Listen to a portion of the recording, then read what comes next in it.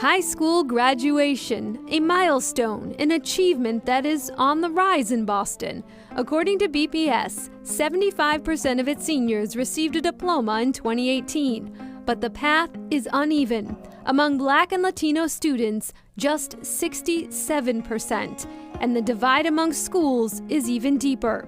While one city school saw 97% of its students toss the tassel, another just 53%.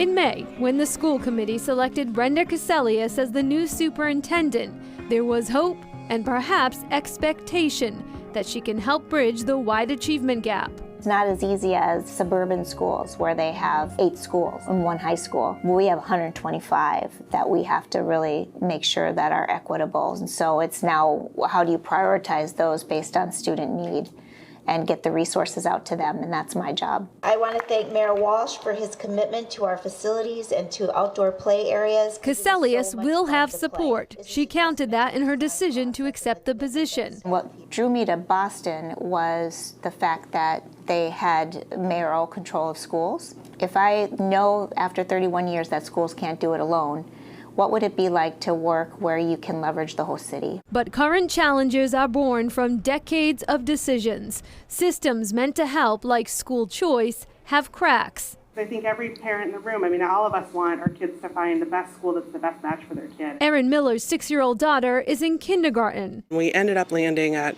about our 4th choice down the list, and it's been fine. But then every so often we get a notice saying, like, your other choice is up, and we're going to push your kid in there unless you take action. And if you, and so it's just taken a lot of sort of vigilance to try to figure out. Many students now filling seats at schools they did not choose to solve under-enrollment.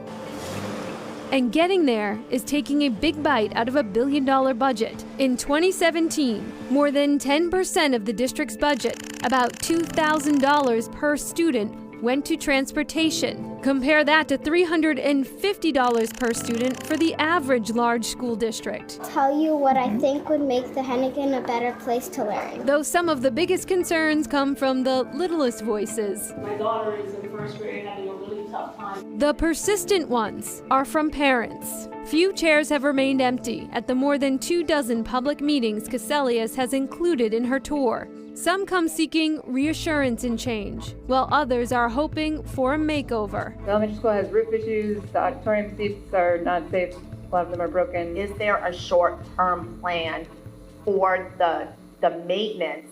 So I ask everyone in this process. Mayor Marty Walsh has earmarked $1 billion through Build BPS, a long-term plan to address aging structures, but in a city where more than 130 buildings were built before World War II, even the superintendent admits aesthetics and, in some cases, safety is an overwhelming issue. When I came to Boston, it was really quite a shock to see these older buildings. What I wasn't ready for was kind of some of the deferred maintenance. Cassellius knows that what goes on inside of her schools only goes so far.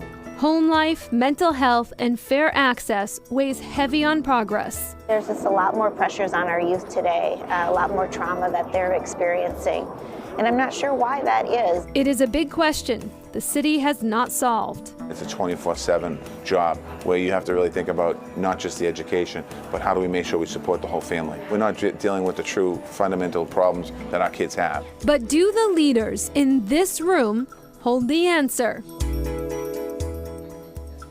The leaders you just saw in the piece, well, they represent 40 corporate partners that work closely with Boston Public School students.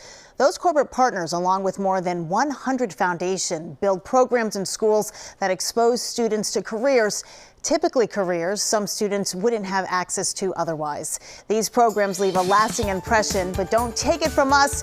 Hear from the students themselves.